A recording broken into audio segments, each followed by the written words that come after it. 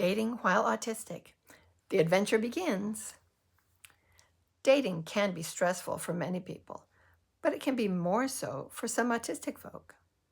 If social communication is not your strength, trying to meet and get to know someone new can be exhausting. Of course, not everyone wants a relationship, so dating is definitely not something you would have any interest in, but a lot of people would like to have one special person in their life, someone to be their best friend and romantic partner. If this is something you want, but the idea of dating to get to there is daunting, don't give up. Lots of autistic folk find their someone and live happily ever after. I know. My late husband David was autistic, and we found each other, got married, had kids, and lived happily ever after for the rest of his life. It was worth it for us, and it can be for you too. Does that mean that the path forward will always be smooth and that you can have whoever you fancy to be your true love? Well, no, of course not. Life is not a Hallmark rom-com. Most people go on a lot of first dates before they find the one they want to spend their life with. Obviously, I can't promise that everyone who wants to date will find someone who wants to date you, whether you're autistic or not. But being autistic is no reason to give up. Most worthwhile things require hard work, and love is no different. People have a lot of different ideas about what they should do to reach their goals. And in dating, just like in everything else, there are ideas and there are better ideas. Here's one idea. Let's imagine that I want to date, but I don't like to go out. I don't believe I should have to go out of my way to find someone. If I just think positively and keep an open mind, then surely my soulmate, my one and only who is out there for me, will find me. We're destined to be together forever, so we'll just bump into each other in some meet-cute sort of way. And when we look into each other's eyes, we'll both just know.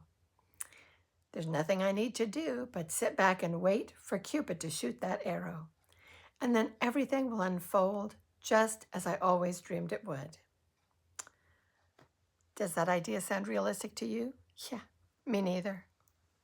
But plenty of people do tend to wait for the universe to deliver true love to them, just like an Amazon package on the front porch. Waiting around for something to magically happen rarely works when it comes to romance. So here's another idea, a better idea. Now let's imagine that I realize that just sitting around and waiting for my special someone to materialize is not going to work. I might decide to do some research and find a safe online dating site, and then ask someone I trust to help me create a profile.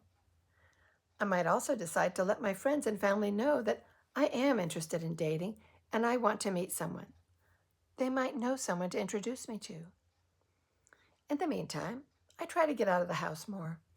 Maybe join a club or go to church or take a class. I met my husband David in a writer support group that met at my sister's house. We started as acquaintances and then became friends before we finally started dating and fell in love. It's a good idea to meet someone who's interested in the same things you are, so joining groups and clubs makes sense.